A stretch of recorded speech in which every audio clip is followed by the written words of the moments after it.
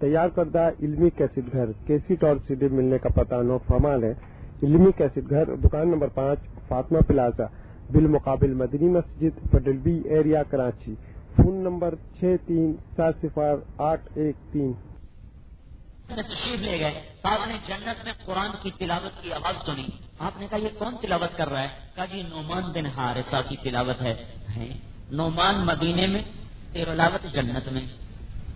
لوگ بڑے کیسے ٹیکنالوجی، دیکھو بھائی ٹیکنالوجی، ایک چھوٹا سا فون ہاتھ میں ہے اور نہ کوئی تار ہے اور نہ کوئی اس کے ساتھ اور کوئی کنیکشن ہے، اور بیٹھے بیٹھے امریکہ بات کر لو، آسٹریلیا بات کر لو، کیا ترقی کا دور ہے۔ اور تم اپنی ترقی تو دیکھو، تم ماں کے پاؤں دھو کے پیو، تمہاری آواز جنت میں پہنچ جائے گی۔ یہ زیادہ ترقی ہے کہ یہ زیادہ ترقی؟ اس میں تو ایرر ان کنیکشن ہے، اور نمبر نے ادھر کا ادھر مل رہا ہے، ادھر کا ادھر مل رہا ہے، یہ نہ کوئی بیچ میں ایرر، اور فاصلے کتنے ہیں؟ زمین کو خلا کو ناپا، 7 آسمان کو چیرا، اور جا کر عرش سے آواز ٹکرائی۔ جنت تو عرش سے مل جاتی ہے۔ کہ یا رسول اللہ نعمان کی آواز ہے۔ کہ یہ مرتبہ کیوں ملا؟ کہ یا رسول اللہ ماں کا خدمت گزار ہے، اس لیے یہ مرتبہ ملا ہے۔ نعمان کیسی خدمت کرتے تھے ماں کی؟ ان کو تیل لگاتے، پھر کنگھی کرتے، پھر جوئیں نکالتے، پھر ان کے لیے روٹی پکاتے، سالن پکاتے، پھر نوالے بنا بنا کے خود کھلاتے۔ ہم لوگ کیا کرتے ہیں؟ ہم اپنی بیویوں سے کہتے ہیں میری ماں کی خدمت کر، خود نہیں کرتے۔ اس کو کہتے ہیں جس کے ذمے نہیں، اس کو کہتے ہیں جس کے ذمے نہیں۔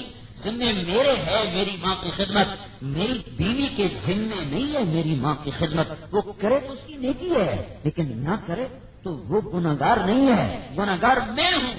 میرے کس لیے ہاتھ پاؤں ہیں کہ مجھے دکان سے فرصت نہیں ہے تو دکان کا وقت تھوڑا کرو، اپنی ماں کو ٹائم دو، اپنی ماں کو وقت دو، اپنے باپ کو وقت دو، جو تمہارے لیے تھکے ان کو وقت دو۔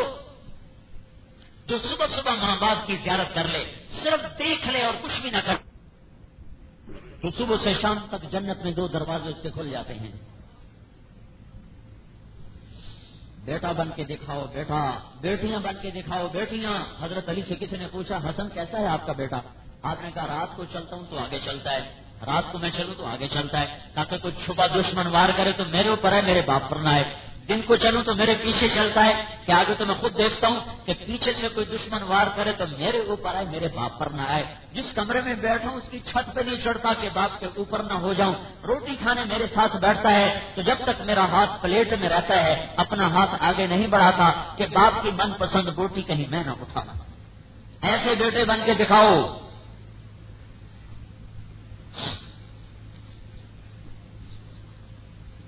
ہاں ماں بنی تو کیا روپ بنا کہ جنت کی چابی مل گئی، جنت کا دروازہ مل گیا۔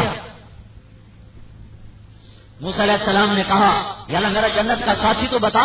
اللہ نے کہا فلاں قصائی تیرا جنت کا ساتھی۔ موسیٰ علیہ السلام بڑے حیران ہوئے، قصائی میرا ساتھی کیوں بن گیا؟ چل پڑے، وہاں پہنچے کہ قصائی اپنا سودا بیچ رہا۔ وہ شام ہوئی تو تھیلے میں گوشت ڈالا اور چل پڑا۔ موسیٰ علیہ السلام بھی کہنے لگے میں تیرے ساتھ آ جاؤں، کہا آ جاؤ۔ وہ گئے نا، آگے دیکھا ایک بڑھیا پڑی تھی، وہ کسائی نے گوشت صاف کر کے پکایا، پھر آٹا گوندا، روٹی پکائی اور سالن روٹی تیار کر کے اس بڑھیا کو اٹھا کے کندھا دیا الٹے ہاتھ کا، پھر سیدھے ہاتھ سے نوالے بنا بنا کے کھلاتا رہا اور اس کا منہ صاف کر کے لٹایا تو اس نے کچھ کہا، اس کو لٹا دیا۔ موسیٰ علیہ السلام نے پوچھا بھائی یہ کیا ماجرا ہے؟ انہوں نے کہا جی یہ میری ماں ہے، صبح اس کی خدمت کر کے جاتا ہوں سارے کام کر کے، شام کو آ کر پہلے اس کا کام کرتا ہوں، پھر بچوں کو دیکھتا ہوں۔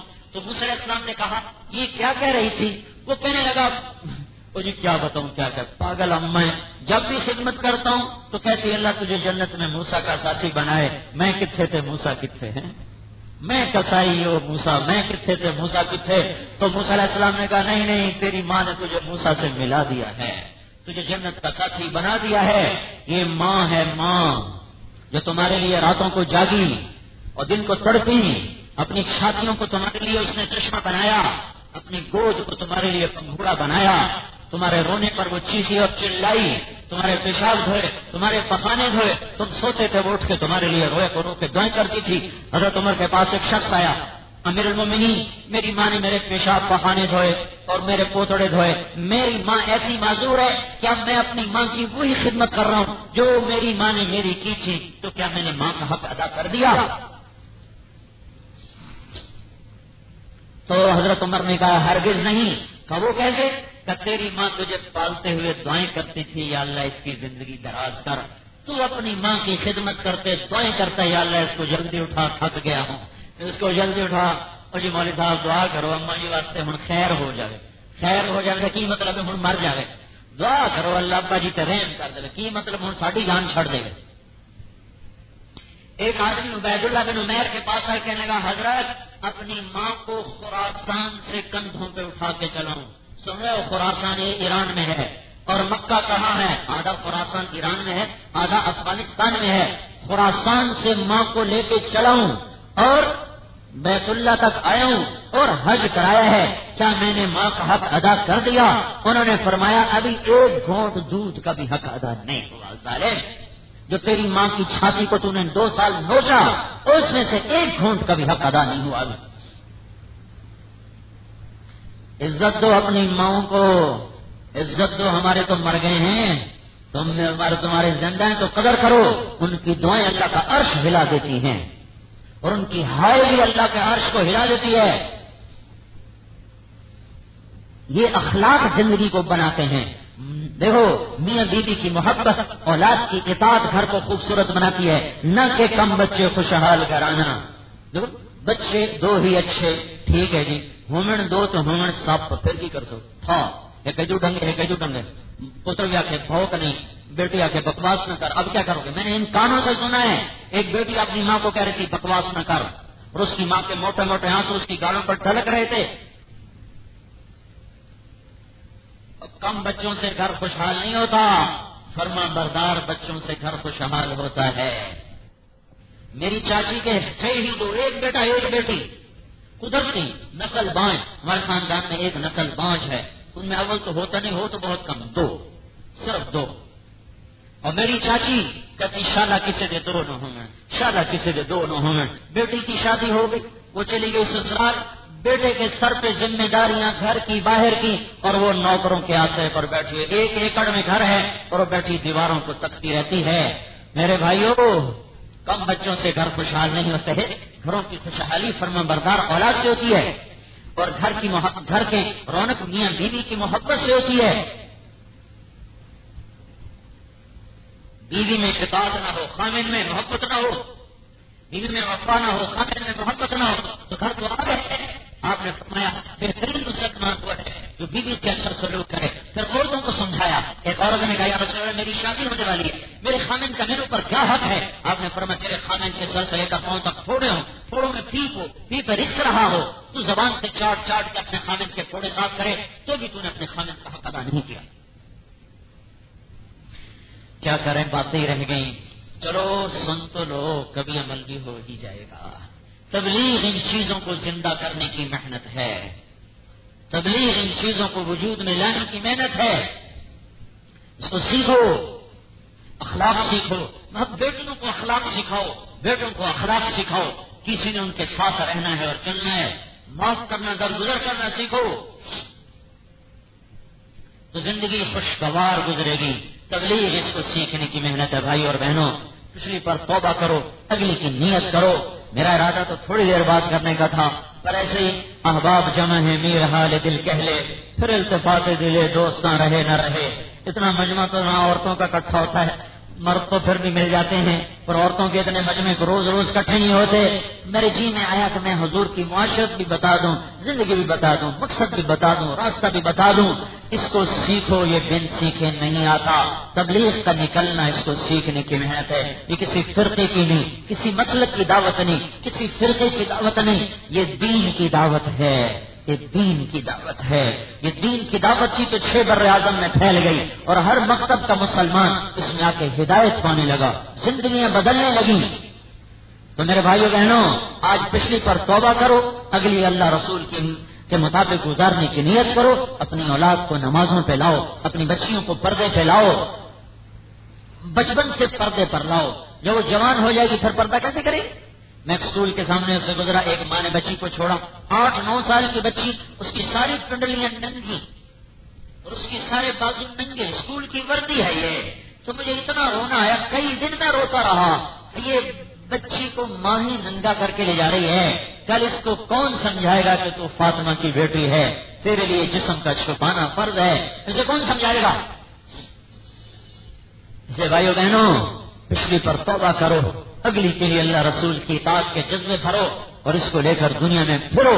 مرد 4 مہینے کے ارادے کریں، مستورات بھی اپنے محرموں کے ساتھ 3 دن کے لیے 15 دن کے ارادے کریں۔ میں 1985 میں یہاں آیا تھا مستورات کی جماعت لے کر، 15 دن کی مستورات کی جماعت میں ہم آئے تھے، 10 دن یہاں گزارے تھے، اور وہ تو 50 سے زیادہ عورتیں نہیں اکٹھی ہوتی تھی۔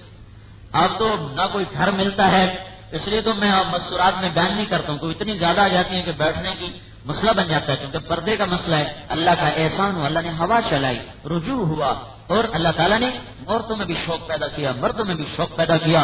عورتوں کا جذبہ مردوں سے زیادہ بن جاتا ہے، کیونکہ دل نرم ہوتا ہے، اتنا مردوں کی طرح اتنا دل سخت نہیں ہوتا، نرم دل ہوتا ہے، اور اس لیے اللہ نے عورت کے لیے نرمی بھی رکھی۔ لو ان المرأة صلت خمسها صامت شهرها حسنت فرجها اطاعت بالها دخلت من ای باب الجنت من باب الجنت شاءت۔ جس عورت نے 5 وقت نماز پڑھی اور رمضان کا روزہ رکھا اور اپنے دامن کو پاک رکھا، خامند کی اطاعت کی، تو اس کے لیے جنت کے 8 دروازے کھل جائیں گے، جہاں سے چاہے مرضی چلی جائے۔ اپنی زبان کو غیبت سے بچاؤ، چغلی سے بچاؤ، لگائی بجائی سے بچاؤ، ادھر کی ادھر سنائی، ادھر کی ادھر سنائی، آپس میں لڑایا، اس سے اپنے آپ کو بچاؤ، تمہارے گھر جنت بن جائیں گے۔ تو نیت کرتے ہو سارے بھائی بہن؟ توبہ پکی کرتے ہو؟ یہ ساری عورتیں بھی مرد بھی ایک دفعہ زبان سے کہہ دو یا اللہ میری توبہ، ایک دفعہ اور کہہ دیں سارے مرد، اور یا اللہ میری توبہ، ایک دفعہ اور بھی کہہ دو یا اللہ میری توبہ۔ جو گناہ کیے ہیں سب کا دھیان کر کے لو یا اللہ میری توبہ۔ انشاءاللہ اگر توبہ سچی کی ہے تو مجھے میرے رب کی قسم مبارک ہو، تمہارے سب معاف ہو۔